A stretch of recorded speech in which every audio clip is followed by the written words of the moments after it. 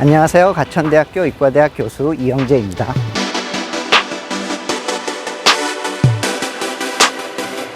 다른 과학 분야와 마찬가지로 생물학 역시 기술의 진보에 힘입어 많은 발전을 이루고 있습니다.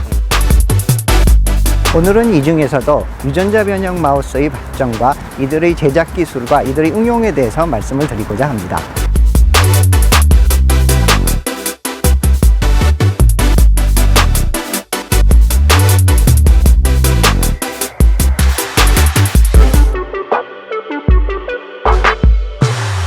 유전자란 우리 몸을 구성하고 있는 세포의 DNA상에 존재하면서 우리 그 세포라든가 더 나아가 생명체의 다양한 생명 현상을 조절하고 있습니다.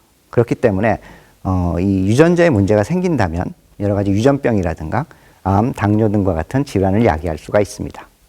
유전자 변형 마우스라는 것은 이러한 유전자를 사람이 인위적으로 마우스에서 조작을 한 마우스라고 할 수가 있습니다.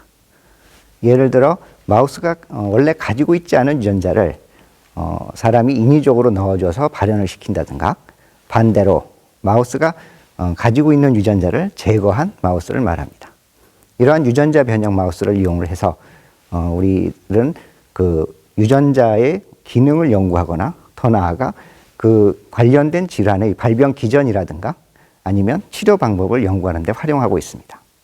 그래서 초기에는 우리가 연구하고자 하는 유전자를 인위적으로 집어넣어서 발현시키는 일종의 좀 단순한 유전자 변형 마우스들을 만들었습니다. 이 그림에서 보는 것처럼 가운데 있는 마우스는 정상 마우스이고 양쪽 끝에 있는 마우스들은 마우스의 모든 세포에서 녹색 형광 단백질을 발현하도록 이렇게 유전자를 넣어준 마우스들입니다. 근데 사람이 서 있으면 앉고 싶고 앉으면 눕고 싶다고 원하는 유전자를 발현시키는 마우스를 만들어 놓고 보니까 이번에는 원하는 유전자를 제거한 마우스를 만들고 싶어졌습니다. 근데 사실 기술적으로 봤을 때 원하는 유전자를 제거하는 것은 원하는 유전자를 넣어주는 것보다 훨씬 어려운 기술입니다.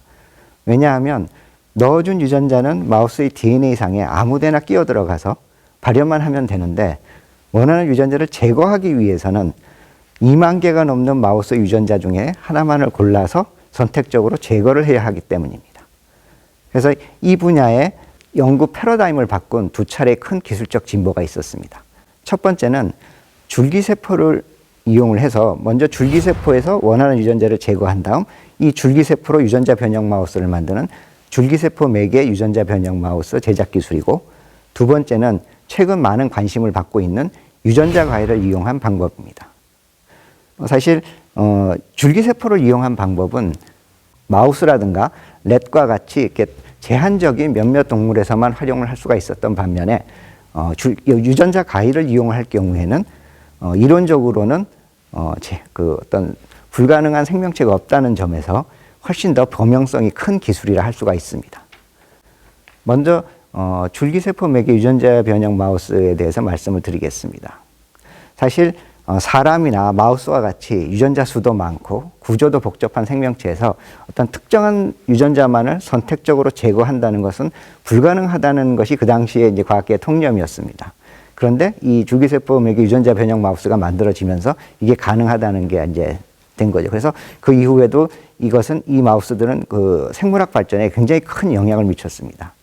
그리고 그 때문에서 이제 2007년에 이 방법을 확립하는 데 공헌을 한 세 분의 과학자들이 노벨 생명의학상을 수상하는 영예를 얻었습니다. 그러면 이렇게 특정한 유전자가 제거가 된 유전자 변형 마우스를 이용을 해서 그 표현형을 분석을 하게 된다면 그 마우스에서 그 유전자가 어떤 기능을 수행하는지를 어떤 세포 단위가 아니라 마우스라고 하는 생명체 단위에서 우리가 연구를 할 수 있게 된 것입니다. 그리고 여기서 얻어진 결과는 동일한 사람의 유전자의 기능을 연구하는 데 있어서 결정적인 단서를 제공하게 되었습니다. 이 방법 자체가 굉장히 획기적이고 또 생물학 분야에 많은 그 영향을 미쳤지만 또 보면 몇 가지 단점이 있습니다.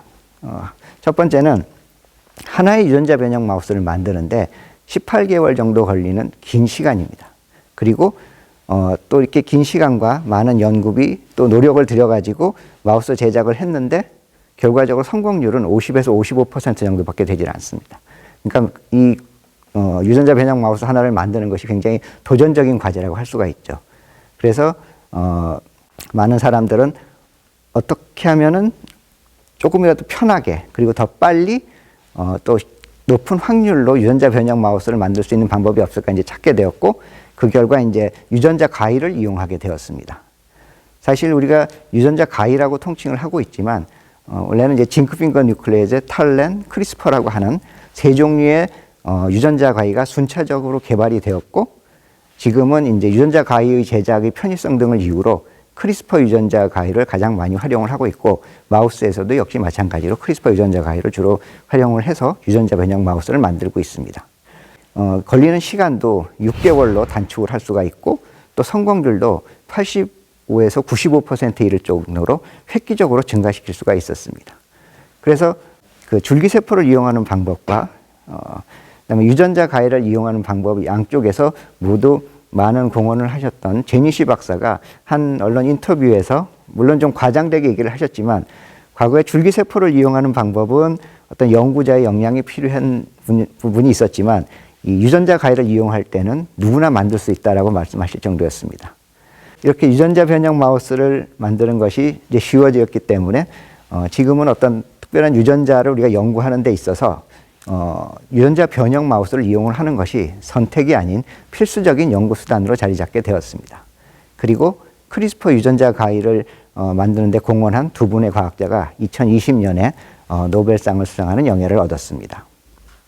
이러한 유전자 변형 마우스를 이용을 해서는 사람의 여러 가지 질환을 연구를 하는데 많이 활용이 되고 있는데요. 그 중에서도 이제 유전병 연구에 많이 활용이 되고 있습니다.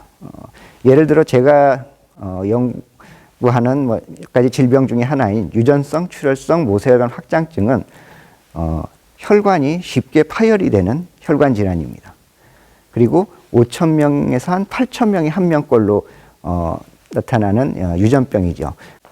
이 유전 질환의 가장 큰 그러니까 흔한 증상은 코피를 자주 흘리는 것입니다. 근데 코피 자주 흘린다고 크게 뭐가 그러냐 이렇게 얘기할 분이 있을지 모르지만, 일반적인 코피가 아니라 다량의 코피를 하루에도 몇 번씩 흘리게 된다면 뭐 건강의 문제뿐 아니라 사회생활을 하는데도 큰 장애가 있겠죠.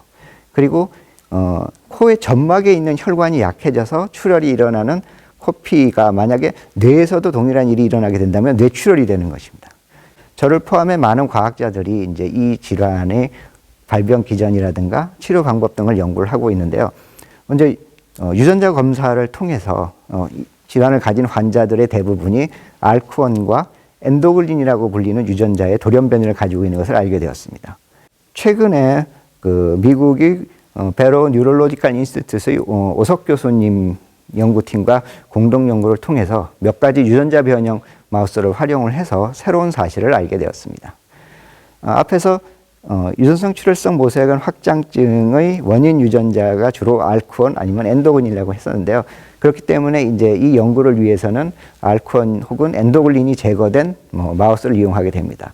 그래서 먼저 엔도글린이 제거된 마우스에서 알크원을 과량 발현시켰더니 엔도글린이 제거된 마우스에서 보여줬던 그런 유전성 출혈성 모세혈관 확장증 관련 혈관 이상들이 다 개선이 되는 것을 확인할 수 있었습니다.